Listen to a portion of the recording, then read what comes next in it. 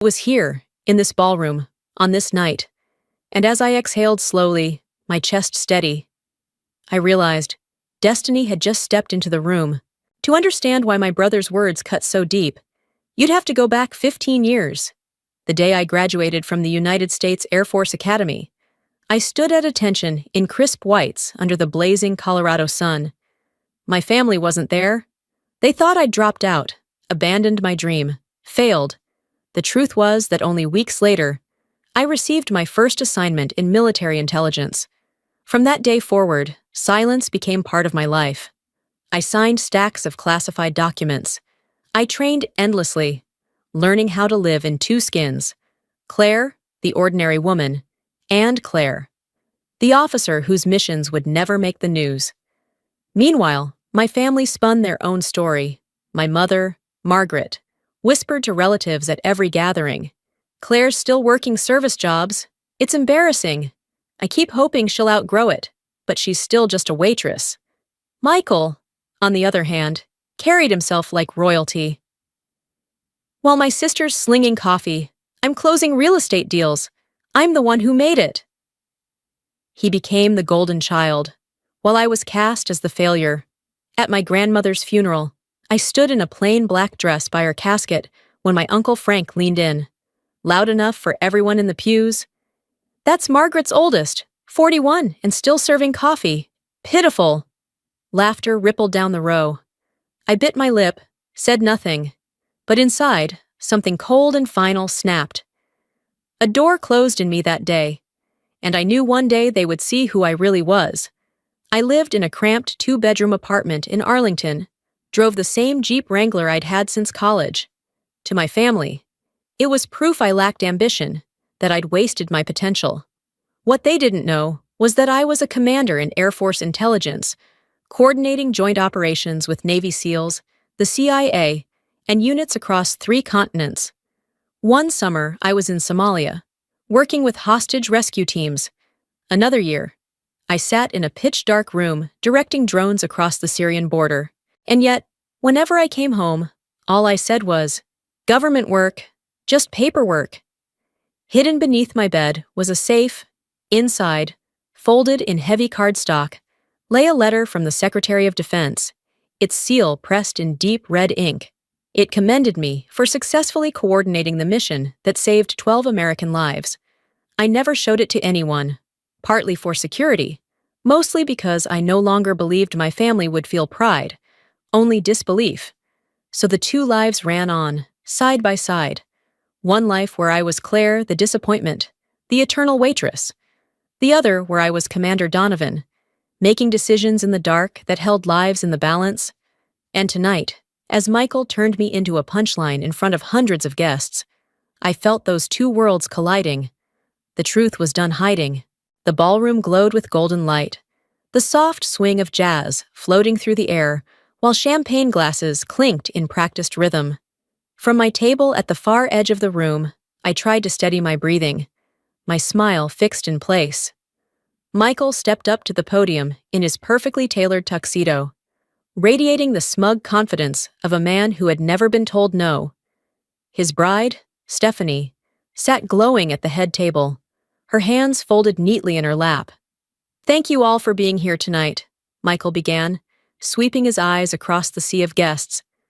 "Marriage is an achievement, and speaking of achievements, I'm proud of what I've built in real estate." Applause rose instantly. I pressed my lips together, waiting, because I knew what was coming.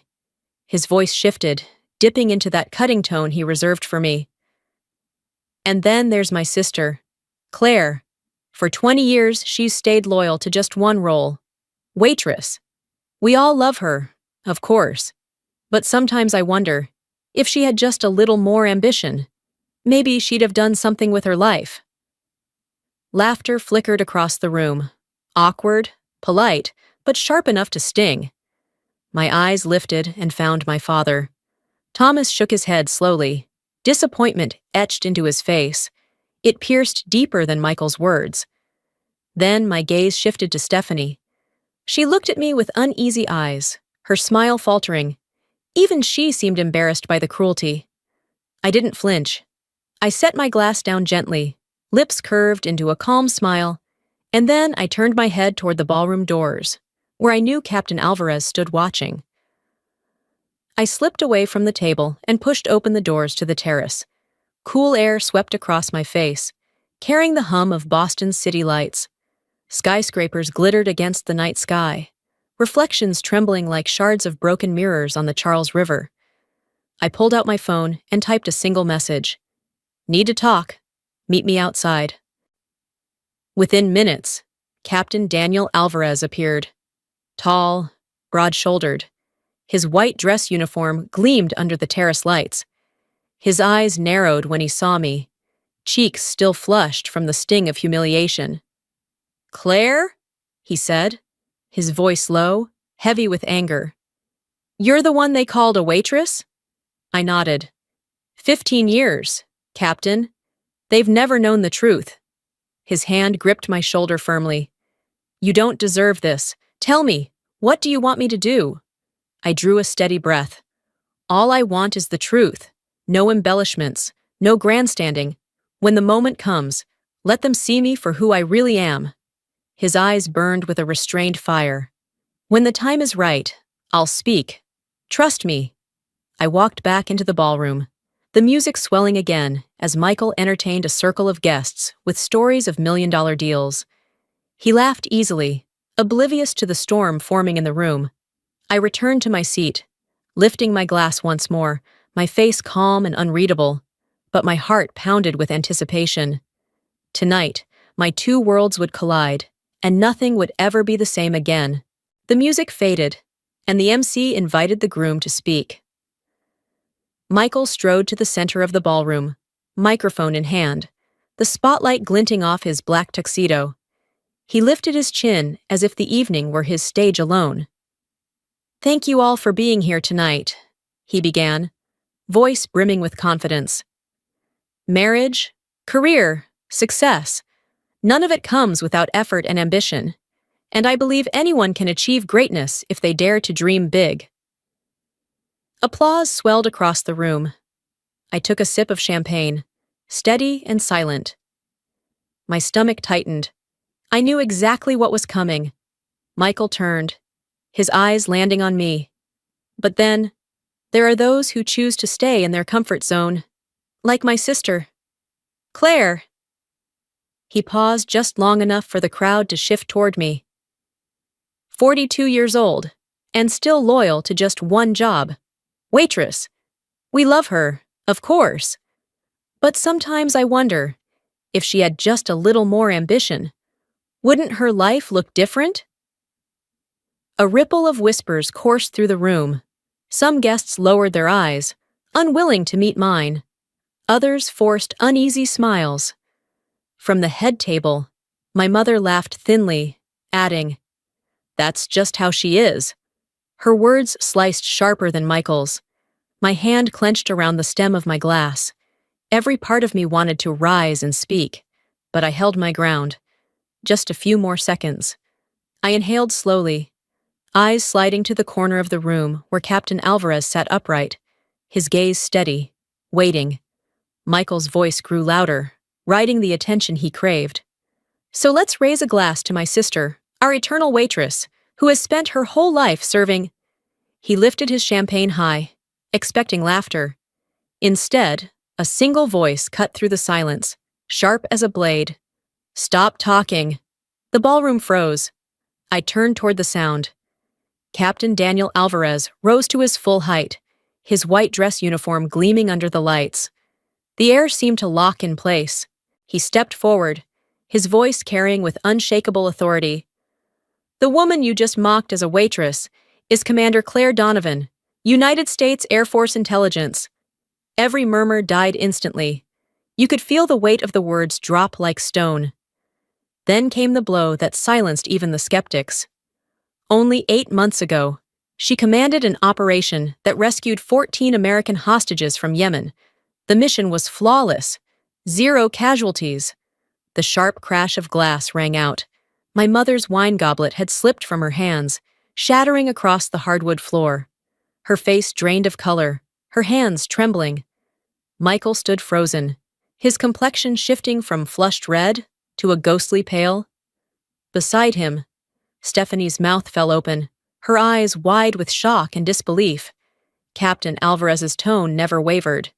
When she walks into a military room, we stand at attention. She hasn't just served, she has served this country, saving lives most of you will never even know about. The room was so quiet it felt suffocating.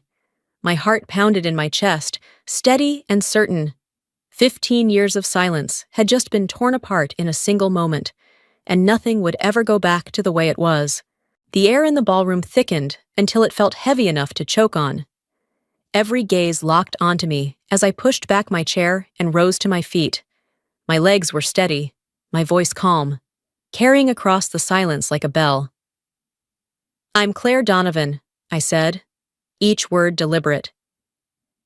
"And yes, I've worked for the government. In fact, I've served in Air Force intelligence for the past 15 years. A murmur rippled, then died. Faces I had known my whole life blinked at me as if seeing a stranger. You saw me live in a small apartment, drive an old Jeep, and decided that meant failure.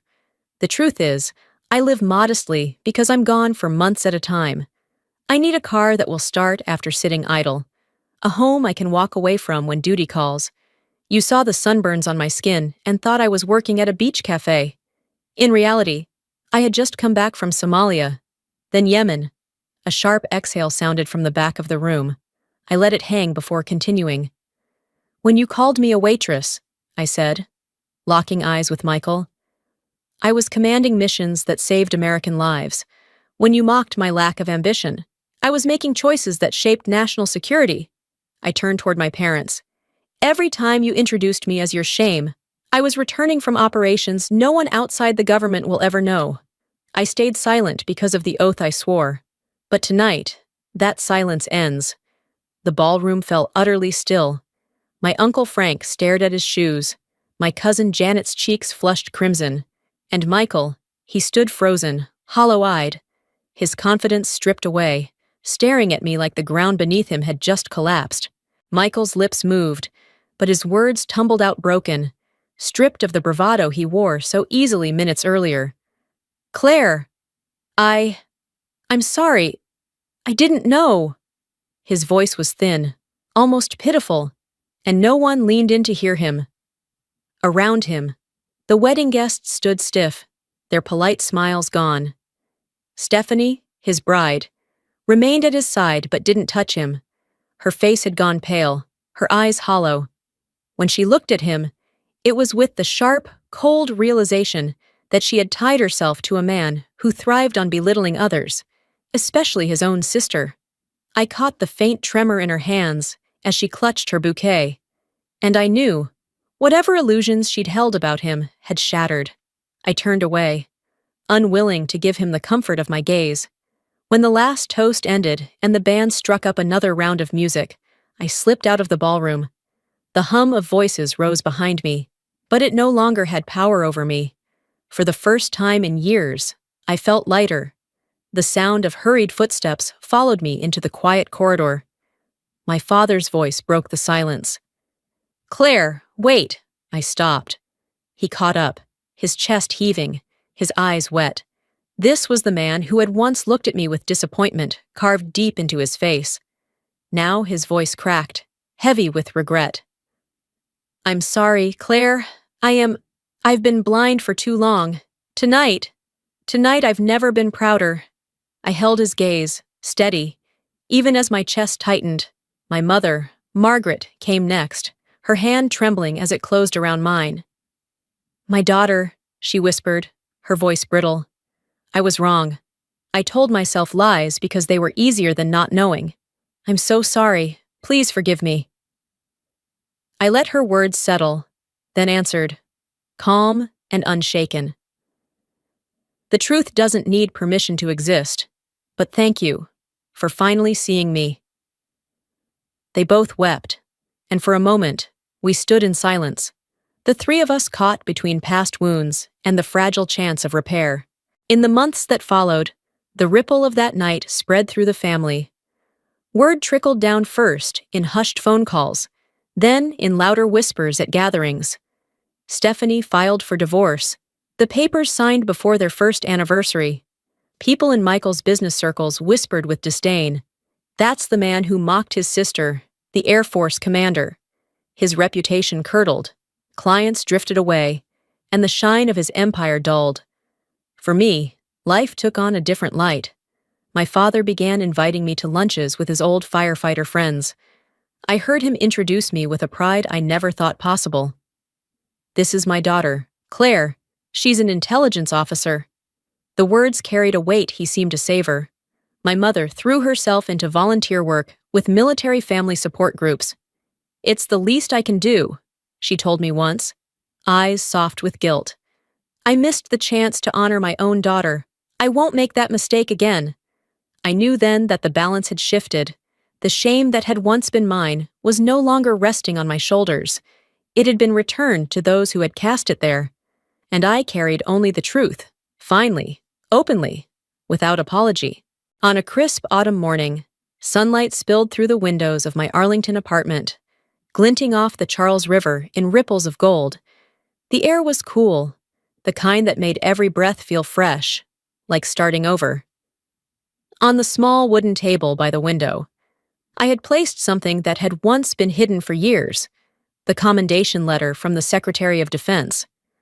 The red seal caught the light, bold and unashamed. For the first time, it wasn't locked in a safe. It was out in the open, exactly where it belonged. For 15 years, I had lived in two worlds, one